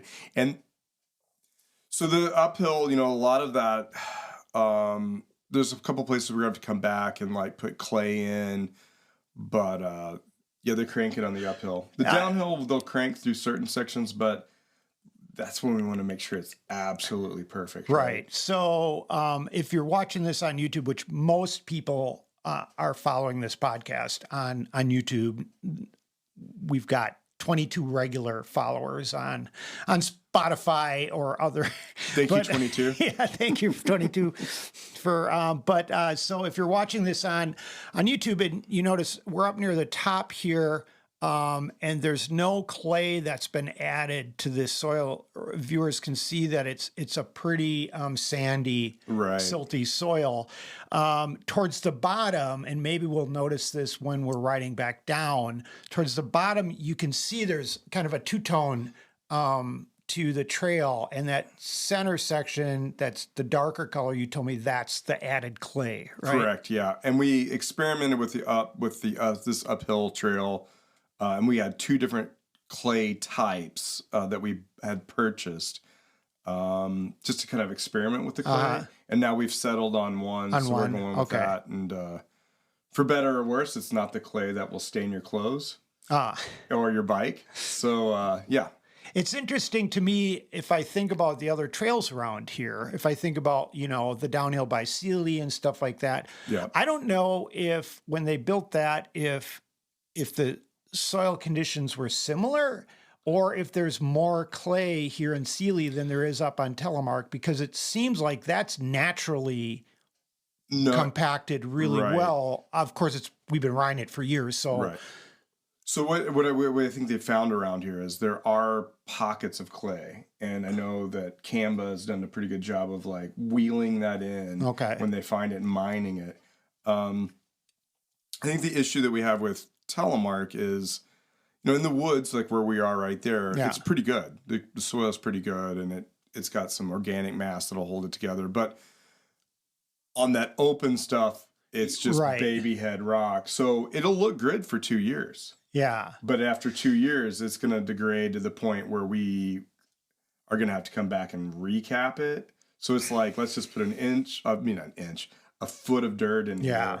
And we're kind of learning from lessons that Giants Ridge learned from and things like that. And it's expensive, but I'm proud to be working for the Berkey right now when they're saying, let's do it right and keep the maintenance down. Yeah. And because especially with the green trail, if we have a green trail that has baby head size rocks coming through, it's no longer a green trail.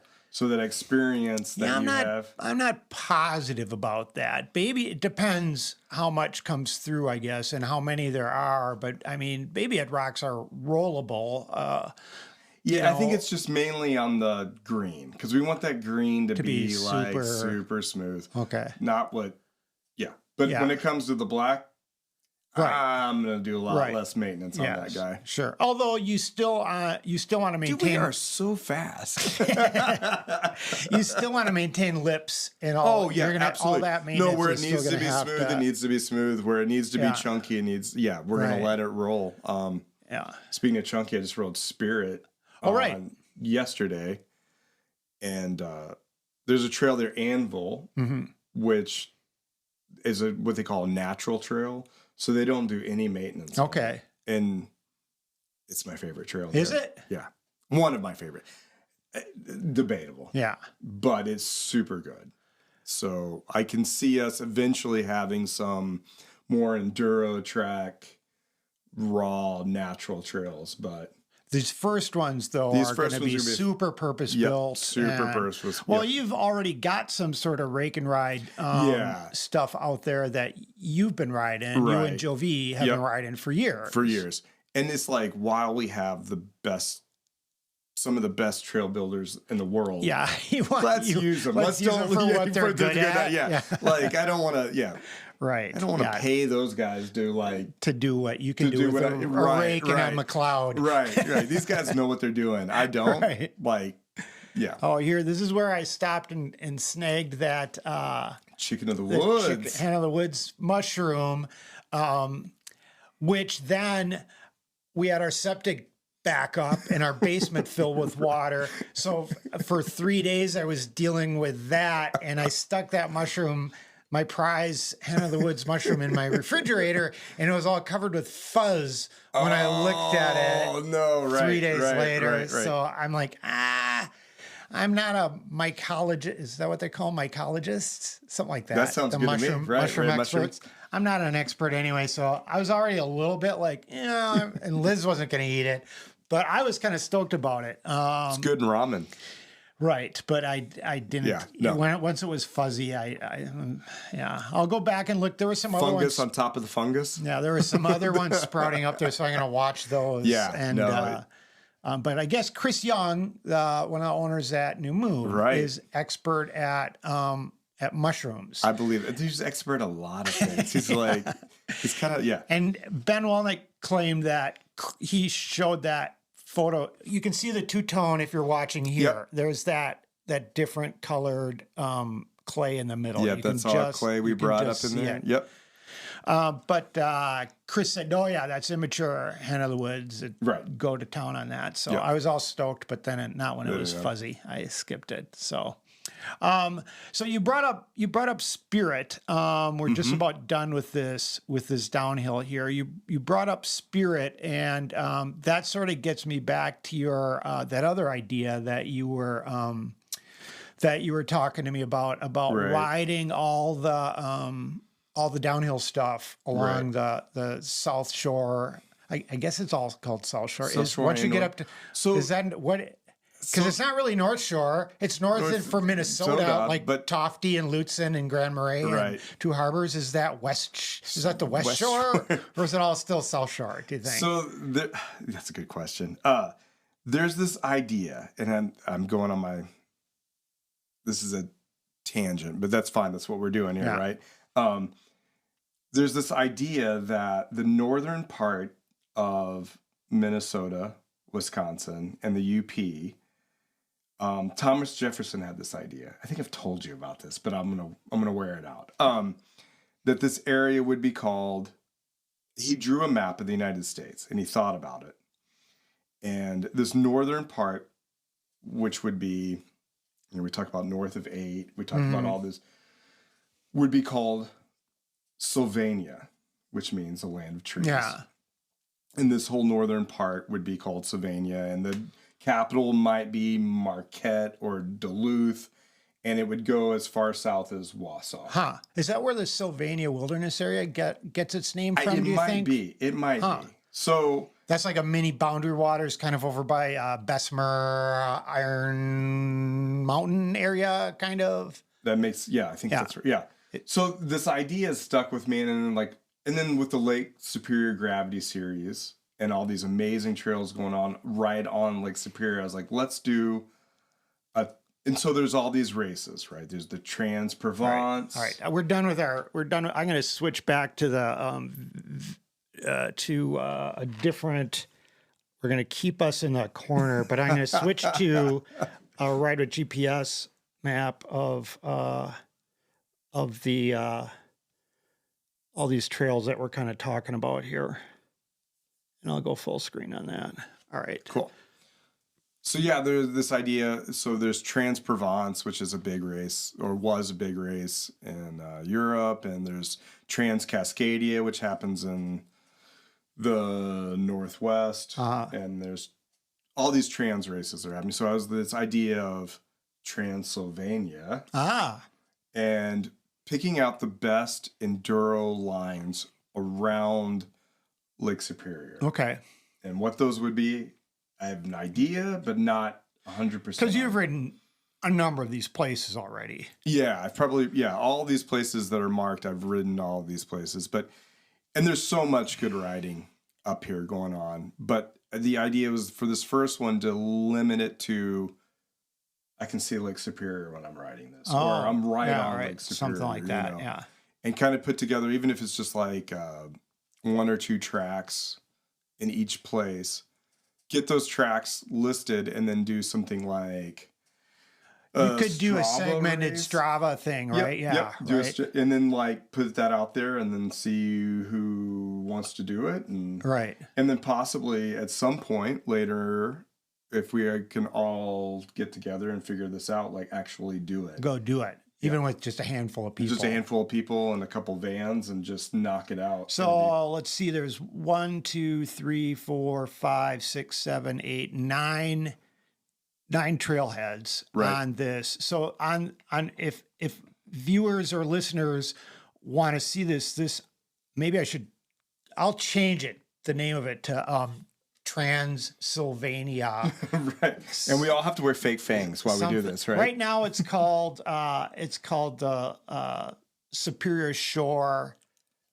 What did I call it? Let's see, I got to exit full screen to see. Superior Shore MTB Tour. So I was just making up a name. No, perfect. Why don't we'll leave it at that. We'll change the Transylvania, whatever it is, later. When it gets real serious. Any listeners that, so what you were saying to me earlier is that you're kind of looking for feedback from other riders of like what lines should be included in this. Right. Which ones, if we're going to pick 1 or 2 from each spot, which ones should they be? So you want some feedback from our viewers or listeners. And then also it opens up a discussion about what makes a good line, what makes a good enduro line. Like there's plenty of wonderful flow trail that might not be the best to race. Right. Or is it more maybe about... Maybe it is that old rocky... Right. Maybe there's break and ride route. Maybe I know the Mount Bohemia version of trails. Right. Well, I know there's tons of trails and lines all around Lake Superior that are not listed on this map. And maybe we're missing some great stuff that local builders have that just doesn't get attention. Right. So I guess for what we should say is that any viewers up in the Northwoods here along the South Shore and Lake Superior that have ridden all this stuff that want to put input into this possible future Transylvania Enduro series should give us some feedback on that. If you know another trail that, even if you've got an awesome rake and ride trail that you have in your backyard somewhere that you want us to know about, please, right? Like Scott King's park, right? Or if you've ridden a lot of these places and you're like, oh, you got to include this run from whatever Pincushion or something like that. So viewers or listeners can leave comments on the YouTube, comments on any of the podcasts that formats that you may listen, or you can email. And you can email me at up north for good. That's up UPNORTH FOR, not the number 4 good. Up north for good at gmail.com. And you can email us your comments. You can email you can do a selfie video of your explaining, or you can do a chesty ride down your trail, and we can edit that into future podcasts with your suggestions. Because it seems like we're all getting connected, but we're also kind of disconnected. And the Lake Superior Gravity Series kind of they started that, yep, right? Yep. So, but there's still a lot. Right. And if you live in Canada, let us know. Right. We're not opposed to crossing the border, right?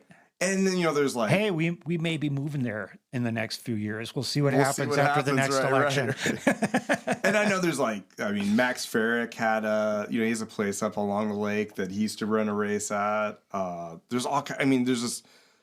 Well, you didn't get supposedly Casey Kruger from Copper Harbor, Tim Kruger's brother, was in town. You didn't get a chance to talk to him, but I know I've seen Hansi photos of him riding all kinds of places too. Yeah, he's a beautiful rider, and those guys have all kinds of things going on around there. So anyway, if you're out there and you're listening or watching and you want to give us a little your opinion on this Sylvania Trans-Sylvania series, Enduro series, send us an email, leave a comment, however you want to do it. Please do. Yeah. Or find us and buy us a beer. Right. If you're living in the neighborhood, find us and buy us a beer. But I'm sorry, there's one more. There's the place at Copper Peak, and that's a place that I didn't really know about until I have Copper Peak on here. Yeah, which is perfect because there's only a couple trails there, but man, that's Copper Peak, right? Yeah, they're really good. So that's where they're building that crazy ass. They're restoring that ski jump. Oh, that ski jump, yeah, which is worth checking out on its own. It's I've read a bunch of stories from old Finnish people that live in that area about that. Yeah, when we were kids, that's what we did. We just went. Our parents said, "Don't come home," and we strapped on our skis and we went out and found the tallest hills to jump. And then when we built a ski jump, then we started doing that. It's oh my god, and that thing is. It's frightening from the ground. Right, from the ground. I got a little bit of height thing, not a lot, but a little bit. And I get scared just looking at it from the ground. And usually I'm I'll give that a go. But I got on that thing and I was no way is this humanly possible. It's so yeah. And then a little shout out to Trail Cat, Brett Deutscher, for building part of those trails. Cool. They're doing some cool stuff up there. So. Yeah, and there's some updates going on in Astro Bay as well, right? So, yeah, and I think trail building's happening right now. Yeah, it really is. There's an Enduro in La Crosse now. Yeah, which looks so cool. I was so would have loved to have checked that out. Yeah, they're not on the water though. Well, they're on I know, on the Mississippi. And River. Miners' Revenges, I think that's this coming weekend that's happening, and it's not quite. Well, all right. If viewers really have an opinion about that, they can tell us what they're thinking. So with Ben, we're going to jump to my future plans, which I don't know why I can't get this done. I don't know how I ended up having so many commitments that I can't take 5 days away and go bike packing. But you also have inches of water in your that hasn't helped. No, that hasn't helped. But I'm trying next summer. I'm going to get for next year. I'm going to get one of those big wall calendars. Even though I am pretty digital with calendars. That's all I use is Google Calendar. But I think it's going to help me to visualize my year more. And I'm going to put actual commitments on there that I know, like Schwamigan Mountain Bike Festival, whatever, all those events.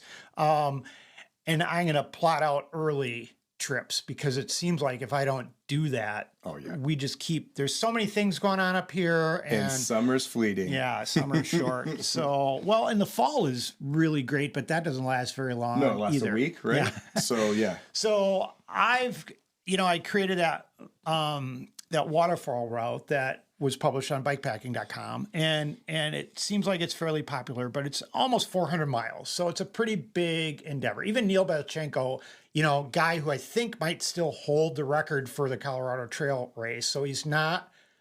Yeah, he knows what he's up to. He knows what he's doing. He can ride pretty far in a day when he wants to. They tried to ride it in a week and had to cut it short because it wasn't enough time. And what it is it isn't that it's that hard. It's just that finding the water, hiking into the waterfalls, it just takes time to do all that stuff. So when I originally started doing this, I wanted create this route, and I wanted to start down in Amberg by Dave's Falls, because it's like, well, it's my waterfall route, Right. so I'm going to start this route at Dave's Falls, and it was going to be a one-way up to like Duluth and hit all the waterfalls all the way over that way.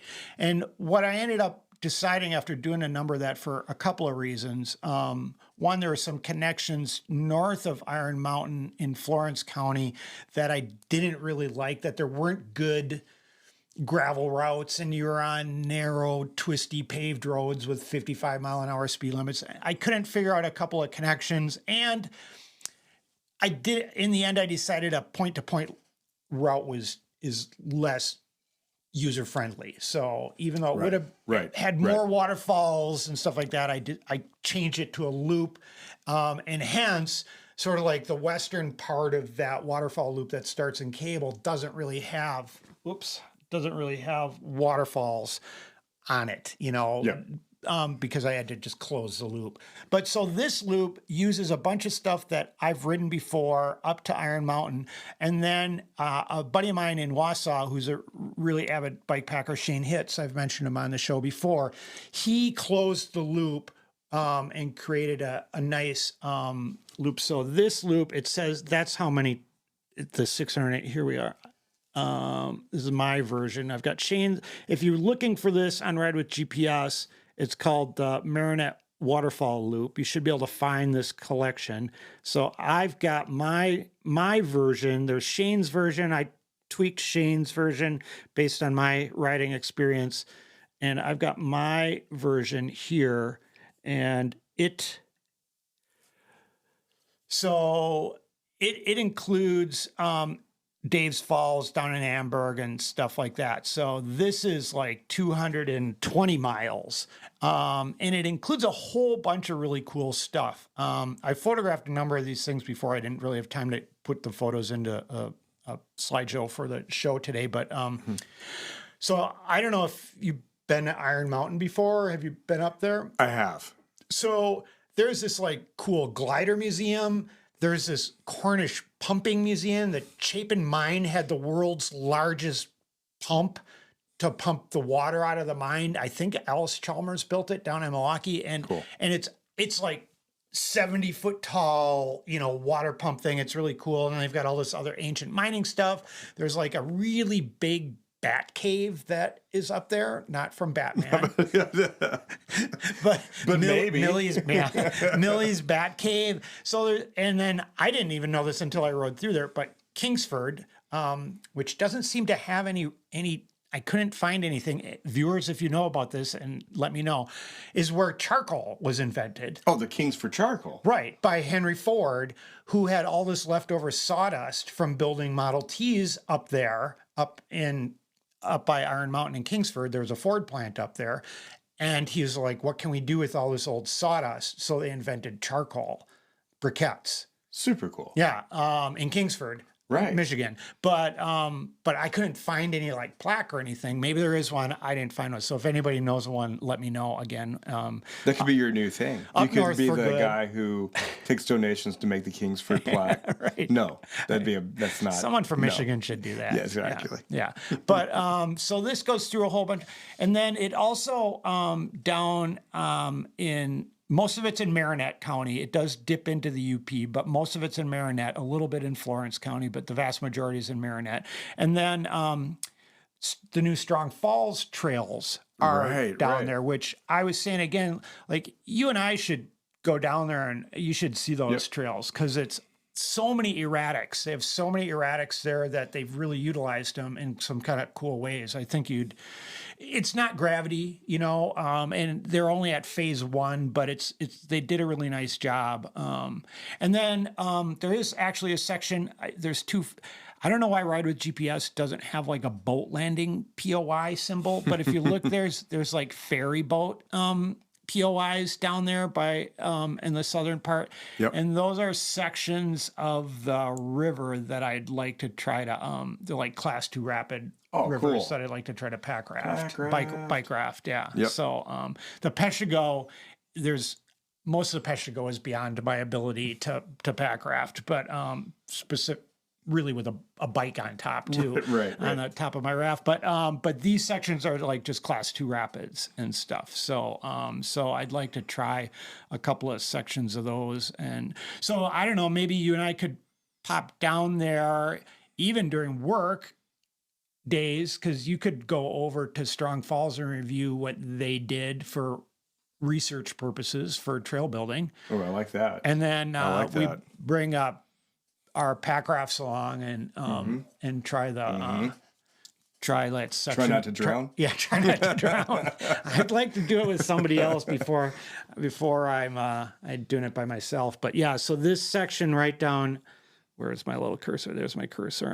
I'm for listeners that are not viewing, and you can actually view this on Spotify as well on your phone. But so this section here here's Strong Falls. Here's the trailhead for the Strong Falls trails. And then here's Strong Falls, which are a cool waterfall. And if you put in right after Strong Falls, this section right here is about 6 or 7 miles. Oh, neat. And it's got some class 2 rapids and some cool stuff, but and then you get right back out. And then you get right back out. Yeah, and then we could ride right back down, see that lower. It's not on the loop. Oh, but yeah. We could ride right that. back to the trailhead too. So that'd be pretty or do a fun. loop, or loop it right back up on that road that parallels the river, which is a nice gravel road. I've been on that. So so anyway, that's another plan that I've been scheming. So I don't know. Scheming's good, man. No, it's like, yeah. So, well, I guess that's most of our scheming and updates. So Here we go. I think we're at the top of the hill. So let's unclothe our beers. And I gave us the easier to remove koozies. Oh, nice. This show. We needed at this go around. Both Surly's. I picked up a 12er of Surly Rando IPAs, and I've got the Controlled Chaos IPA. And it says it is a West Coast style IPA, 7.2%. And it's chaotic, crispy, and golden. And I would agree with that. It is all of those things. It's quite tasty. It isn't it's 7.2. Yeah, but it doesn't drink that strong, and it isn't gut punching, IPA like a Dogfish Head 90 minute or 120 minute or something, like you're like, ooh. So, and I've got the Logic Bomb, also by Surly. And we're looking at, it's a juicy hop burst. I like the burst. It seems apropos. Juicy Pale Ale, 5.5. It's a good beer. Nice. It's a good beer. Thank you. All right, so last thing I think before we go, I thought we could touch on a little bit is electric full suspension mountain bikes. Oh, yeah. Because I know somebody that I'm on. that's been I was on that video. Yeah, I've gone to the dark side. Yeah, viewers may notice TJ had an e-bike. Why don't you tell people what you got? It's a transition relay that I've just been riding for, I guess, 3 days. I didn't take it to Spirit. I rode my real bike at Spirit. But you got a new transition. You got two. The e-bikes, Patrol, and then the relay. The relay, which is kind of Beth's bike, really, yeah, right? Really, yeah. Yeah. Marry somebody their same height. That's what I have to say about that. Liz and I ride. Yeah, Liz isn't exactly the same height, but her legs are the same length as mine, so she basically can ride the same bike the greatest that I thing can. ever. Yeah, right. it really is when you're buying expensive bikes. Yeah, and then this was like Beth's idea, so it's like even better. From what you told me initially before you got it, Beth's idea is like TJ's wife's got a real ass job and works really hard. But she still likes to ride. And so we live in Seeley. And we're spoiled. We live in Seeley, which is a river valley. Yep. So anywhere she wants to ride, any trail she wants to ride, she has to ride uphill. 400 feet or something like that before she can do. So to get home from work after a long day, and we've still got sun in the summer, and you want to go for a ride, but you're kind of tired because you've been working 10 hours or something like that. And to have to start with a pretty crushing uphill, and you don't have a lot of time because you want to see your husband and daughter as well. So you want to fit all that in. The e-bike just sort of like, hey, it's Right. easy for me to zip up the hill and I can bomb down Seeley Pass and I can be home and get a nice ride in. No, that's exactly So that was it. the concept. Yeah, and then it's like, well, if I'm getting home and I drove, I don't want to drive again. You know, Right. like there's just like Putting for the car, some reason for all of us, That's it's like true too. driving seems like we're cheating Right. when we live so close to the trails. But yeah, and you guys are like 5 miles from the trailhead. We're like 3 miles from the trailhead. But it's straight all like that. And it's not a very fun ride. No, the road isn't fun. And if you're going to ride up the trail, then that's even slower. And it used to be where in the beginning of summer, like it'd be like a struggle. And then by the end of the summer, you'd be like racing up it. But we're over that. Right. And honestly, you know, I rode most of my life in Milwaukee, urban areas. I've ridden in all the major cities, New York, Chicago, you know, whatever. I am unafraid of traffic. I've developed very good, you know, traffic proprioceptors. I'm good at reading traffic, and I feel really safe in those urban environments, bike lanes or not. I feel good about it. The one place I don't ever feel safe is narrow 2 lanes with high speeds and bad sight lines, which is 00. Right. It's absolutely. People are driving 60 plus miles an hour. Yep. It's hilly and curvy. You can't see 200 feet in front of you. Yeah. And it's that time of day where people are coming home from work. Right. And yeah, Beth's the same. She commuted for years and years and years, like 8 miles one way. Yeah. So. But yeah, she's just like, well, I'm going to get on Bodecker, ride up, see what happens. That's the nice thing about the e-bike too, is like, there's days where you come home and you're like, I'm done. Yeah. But then if you get on a bike, then you're fine. You get on the e-bike and you're like, well, I'm just going to ride it, because it's still a bit of a novelty, you know. It's like the fat bike. Sorry, fat bikers. You know, and like, oh, then you get out, you know, anybody gets out 15 minutes and you're like, oh, wait, this is where I live. So why don't you, so you've ridden it now for a few days. And today, why don't you tell today people exactly. What you So did today I got up. I rode Spirit all day yesterday, so I was, you know, tired. Did 6 hours at Spirit. But on your regular bike. On my regular bike. So I'm like, I'm just going to, you know, I'm just going to hang out the house. I'm going to take this thing for a little ride. And 5.5 hours later, I still have a battery, and I've ridden everything. You know, I rode from my house up Bodecker, rode the Seeley jump line, got back on Janet Road, got back onto the single track, and rode all the way up to Telemark. Rode some bandit trails at Telemark, rode even flow, and then rode home. And I still got some battery, and I got enough battery to ride over here and have dinner. Yeah. Which is, yeah. So that's pretty cool. So I've been thinking that about like trading our fuel. Liz has got a fuel 9.8, and then she's also got Salsa Muckluck Carbon. Not top of the line, but it's still a carbon muckluck, and it's in good shape, and it's got Dillingers on it. I was like, I could trade both of those bikes in and probably get Liz an entry level, you know, e-bike, $3,500, $4,200, something like that. And we wouldn't cost us much after I got rid of those 2 bikes.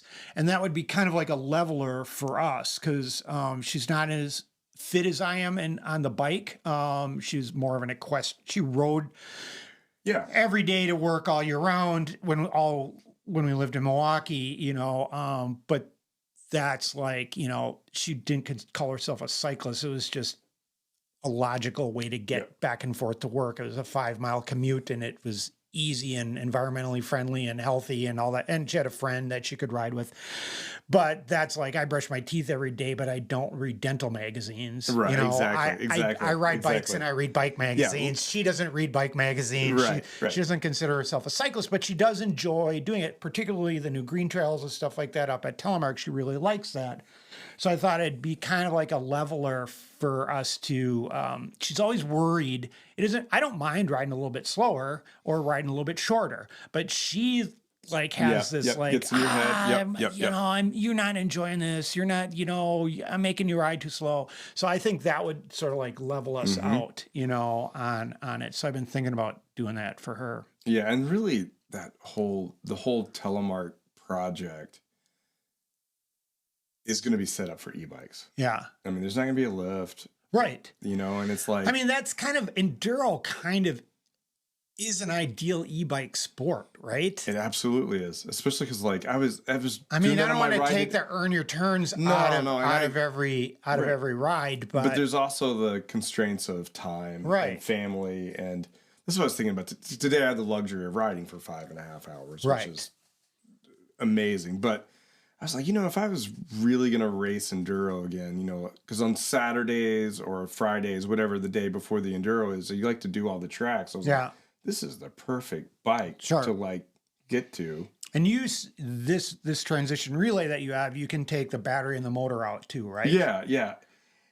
And I almost did that yesterday to ride at Spirit. Trek. There's a couple of those that Trek makes that you can do that too. A number of them are doing that. So that takes 4 or 5 kilograms off your bike right away. And so that was the fun thing about the bike, is I was really concerned about the downhill stuff, right? I was like, oh, is this thing going to be able to jump? I'm going to just fine. The only issue I have with the bike is I don't know how to ride it. Like, and I'm not sure I get that, because I guess my only e-bike experience is with my like long-tail cargo bike, which is just a utility thing. And, right, where you're... And I crank the sucker up if I don't have to go, if I'm not going super far. I want to go 25 miles an hour the whole way. I'm running errands. I'm doing stuff, I'm hauling heavy things.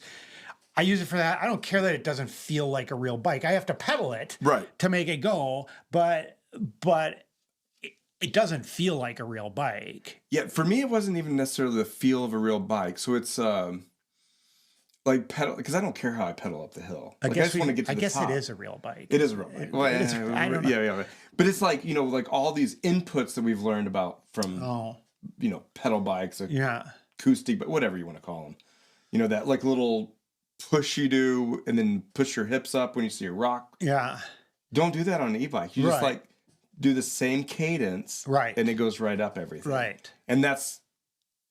But that they can, I think that sort of pedal feel is going to evolve even further with e-bikes. They already adjust e-bike controllers so that depending on how much pressure you're putting on, it's in different controllers in different brands have different levels of rider input and how that feels. So I think, and all of that stuff is also, I bet it's going to come down to something like tuning shocks. You're going to be able to tune all that on your... I've got an app. Yeah. I've got an app for my... So it already has a lot of that. Yeah. So you'll be able to tune some of that to get it to feel a little bit more, because you're right. And depends on the bike, but like if I got to be careful on my cargo bike, like as soon as I just put a pedal forward, if I don't have hands on the brake, which turn off the motor, it starts going. You're right. Right. So like if I'm set on higher power and I just push a little bit, all of a sudden I'm zooming forward, so, which isn't the way it is with, you got to stand and oomph a little bit. Right. Sometimes there's a little steep here. I got to oomph here, but because I almost looped out on a couple tight turns. Cause my instinct was to push a little bit further and it wanted to go. So and then the thing that we've been talking about and thinking about, and the e-bike is definitely, influencing me or educating me about, what's like a double black uphill e-bike trail look like? Well, okay. So I was in Durango once with some friends, and we were riding with Travis Brown. We were just doing town trails. So these weren't super extreme trails. They weren't at mass. I mean, you're already starting at whatever 6,000 feet Durango's at, but it was town trails. So we're riding with Travis, and we get to this overlook, and we stop, and we're like, oh, this is really pretty. We're overlooking town and stuff. I don't remember the name of the trail. But me and my buddies are like, all right, we're looking around. We're like, we must be going down from here because there's no more trails going up. Right. And then Travis is like, all right, you guys ready? And I'm like, sure, let's go. And then all of a sudden, and he's on a prototype Trek fat bike. He still works for Trek and does all kinds of R&D engineering stuff. And and so all his bikes are white with no names on them and stuff. But he was on, I think it was a full suspension fat bike that Trek hadn't labeled at the time, and there was this like 30-degree scree pile that he just rode straight up, and we're all just like, what? You know? So I mean, maybe that's what. Yeah, maybe it's like trials or something. Well, like, maybe that's the skills. I'll be that you honest. start to There add. was like sections of the Canba Trail that I ride. I've ridden a million times. I'm like, getting to where I want to go, and I'm getting to like my favorite section here. And then like today, I was like, oh well, what? Riding uphill berms? That's new. Like that's fun. Like, but yeah. Interesting. Yeah. Well, that's cool. Yeah, but I know there are all naysayers out there that still the Luddites who don't like e-bikes, but they're. Oh, I'm even one of them. I've got one now. Yeah, they're the way of the future. If for commuting, they make absolutely the most sense. For sure. For commuting, because you get to work, you're not all sweaty. You know, it's easy. It's faster, and commuting's about commuting. So, like, I believe in Europe now, I think e-bikes are the majority bikes sold in Europe because most bikes in Europe are sold for transportation, utilitarian purposes, I believe. So. And I've already been using so I've had it for a week or not even a week, and I've already used it for, like when I mow for the Berkey. Yeah. I mow for the Berkey and I get like to one side of the trail and I've got to call a ride. Well, I drop my bike off now and I go back and I just ride back. Nice. Yeah. And you're just sitting out in an 80-degree day mowing. You might not have felt like doing that with just your regular bike. No, I'd have been like, I need to get home. But now I got the wind in my hair. So it's like, Sweet. Yep. Cool. All right. Well, that's that with the e-bikes. And then I got one little quick update for listeners and viewers. So the July issue of Silent Sports Magazine is got an article in it about Phil Van Valkenburg. Thank you, Phil VV. And it's a letter to Phil Van Valkenburg. It's the cover story. It's on page 22 of the issue. I helped coordinate this. I know Phil pretty well, and I know a bunch of other people that know Phil pretty well. So there's a picture I took of Phil he usually comes up for the cable for the July and rides his. But so that if you haven't checked out the new Silent Sports, the July issue, I'd grab one of those. It's kind of going to be a collector edition, I think, with that. And the cover photo is Phil. For those who don't know, he was one of the partners that started the Schwamigan Mountain Bike Festival. What else? There's another race. Oh, did he help start that other mountain bike ride? That one that used to start at Lakewoods. What was that called? He might have started that too. In Milwaukee, he's got a number of rides that he's done. One is the Steel is Real ride, which is a summer ride, and the other one is or maybe that's a fall ride. The other one though is the Steel is Real ride still happens every once in a while, not like when Phil was running it. And the other one, though, is the Fat Tire Tour Milwaukee, which I think it's the 39th year for the Fat Tire Tour Milwaukee this year. And Jason Manders from Trail Genius took that over. So he runs that. And there's another one in Green Bay because he's from that area. So he's also got a condo at Valhalla, too. I don't know if you know that. But so Jason runs. Sell that soon. Is he? No, no. $1 million properties all of a sudden. Oh, right. Yeah. So Jason runs the Fat Tire Tour Milwaukee, and I was just down and rode that and got to see Phil at that over Father's Day weekend. But so yeah, check out Silent Sports. Check out the story about Phil, and I guess. Let's see. I don't know if there's going to be anything else in the podcast after this. It'll be in my intro if there is. But thanks for joining us as we rambled along on another. We rambled. We did ramble. So did Ben and I said. Ben's like, "Is that okay that we're talking about this?" I'm like, "Yeah, that's why we call it the ramble." That's why it's the ramble. So thanks for coming along on another Northwoods ramble. Seeley Dave and TJ signing out. God, I missed the North Country, no power lines, no dead end streets.